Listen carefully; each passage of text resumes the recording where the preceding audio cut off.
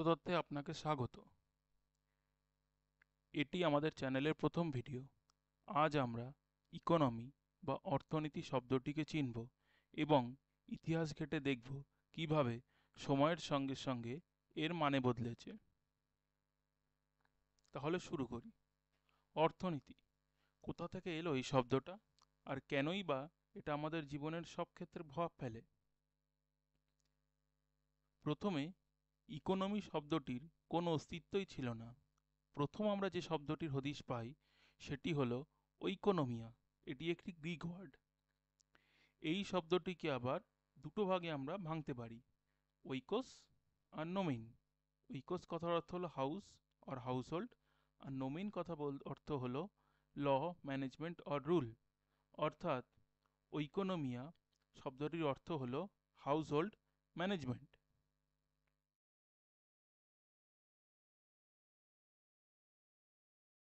চলুন আমরা চলে যাই প্রাচীন গ্রীসে। তখন কিন্তু একটা সুশৃঙ্খল পরিবারই ছিল ভালো সমাজের মূল ভিত্তি, এবং পরিবারের ভেতরেই প্রোডাকশন কনজামশনকে ব্যালেন্স করে চলা, অর্থাৎ হিসেবি এবং দক্ষতার সঙ্গে পরিবার পরিচালনাই ছিল তখনকার দিনের অর্থনীতি।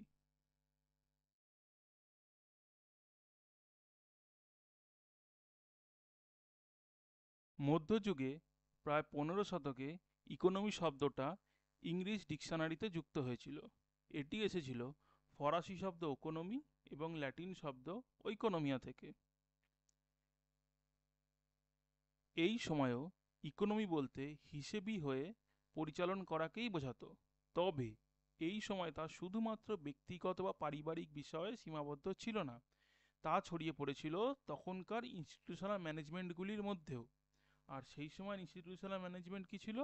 সে সময় ইনস্টিটিউশনাল ম্যানেজমেন্ট ছিল ধর্মীয় সম্পত্তি বা মঠের সম্পত্তি, অর্থাৎ মোনাস্ট্রিজ রিসোর্স, এবং রাজকীয় সম্পত্তি বা প্রিন্স ফাইন্যান্স। এরপর এই সময় পলিটিক্যাল ইকোনমি শব্দটি সঙ্গে আমরা পরিচিত হই। তবে সে সময় তা শুধুমাত্র অ্যাডমিনিস্ট্রেশন পরিচালনাকেই বোঝাতো। উৎপাদন বিনিময়ের মতো জটিল ব্যবসায়িক বিষয়গুলো তখনও ইকোনমির অন্তর্গত ছিল না। তারপর 17 শতক থেকে ইকোনমি একটা সিস্টেম রূপে গড়ে ওঠে। এই সময় থেকেই বর্তমান অর্থনৈতিক ব্যবস্থার উপস্থিতি লক্ষ্য করা যায়। এই সময় ইকোনমি কথাটি ব্যক্তিগত বা পরিবার পরিচালনাকে ছাড়িয়ে কোনো একটি অঞ্চল বা রাষ্ট্র পরিচালনায় পৌঁছে যায়। মোটামুটি 1650 সাল নাগাদ এই পরিবর্তন শুরু হয়।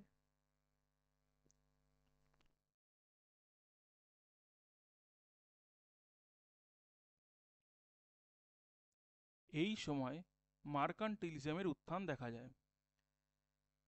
এই মার্কান্টিলিজমের আবার একটা অন্ধকার দিক সেই সময় গোটা পৃথিবী দেখেছিল।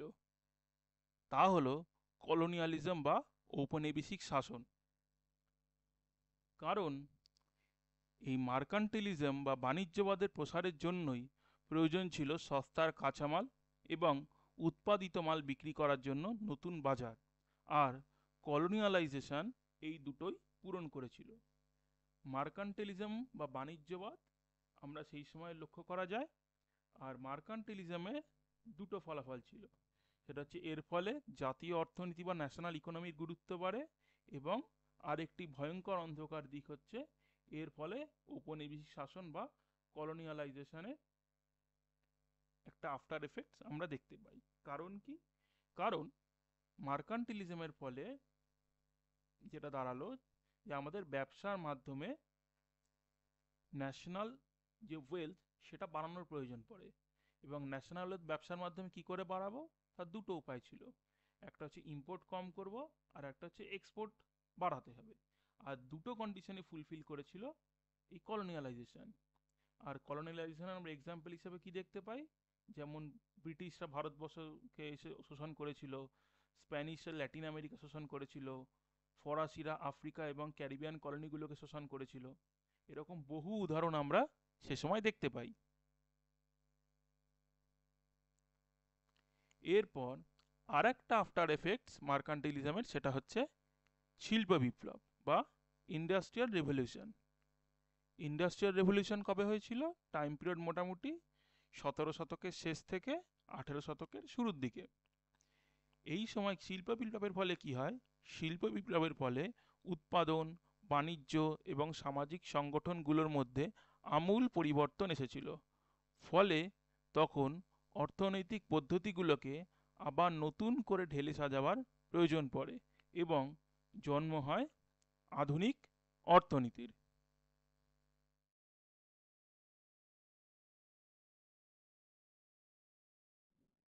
মডার্ন ইকোনমি বা আধুনিক অর্থনীতির জনক হলেন অ্যাডাম স্মিথ।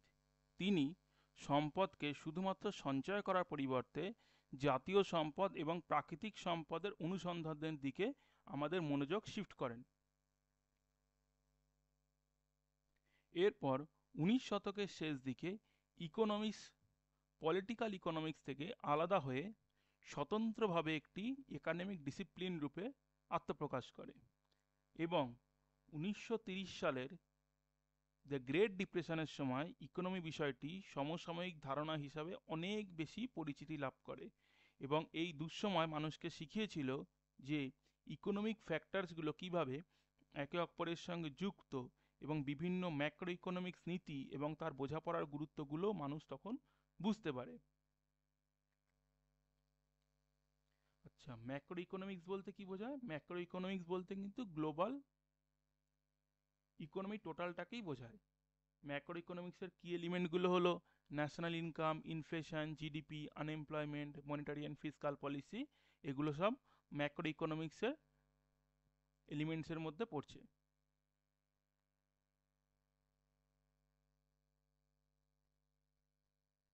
এরপর ইকোনমিক্স জন মাইনার্ড কেইন্স ম্যাক্রো ইকোনমিক চিন্তাধারার বিপ্লব ঘটান, যেখানে সরকারি হস্তক্ষেপের মাধ্যমে সামগ্রিক চাহিদা নিয়ন্ত্রণ এবং অর্থনৈতিক স্থিতিশীলতার উপর জোর দেওয়া হয়। এর ফলে ইকোনমিক্স একটি বিশ্লেষণ এবং পরিচালনযোগ্য ব্যবস্থা হিসাবে প্রতিষ্ঠা পায়। এরপর 20 শতকের মাঝামাঝি বিশেষ করে আমেরিকা এবং ইউরোপের ধনী সমাজের মধ্যে কনজামশন বেসড ইকোনমির উত্থান দেখা যায়, যা ইকোনমিক অ্যাক্টিভিটির আধুনিক পরিকাঠামোকে নতুন দিকে পরিচালনা করে।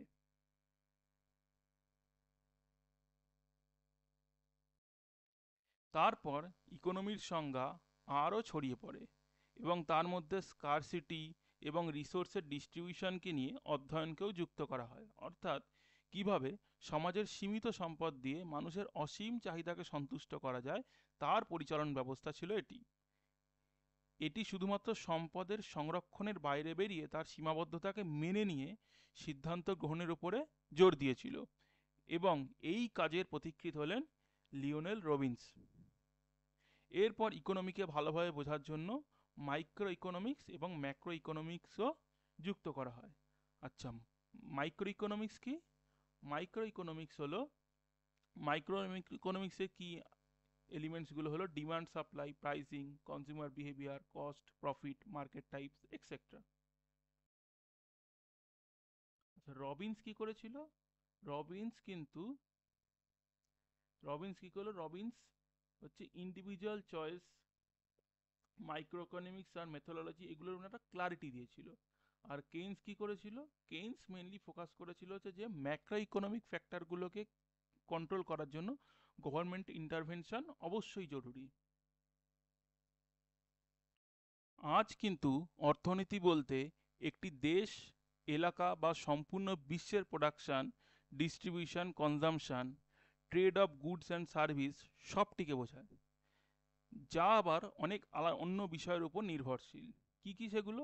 সেগুলো হলো innovation, influence by technology, government policy, social factor, global events etcetera. অর্থনীতির আধুনিক ধারণা সর্বদা পরিবর্তনশীল।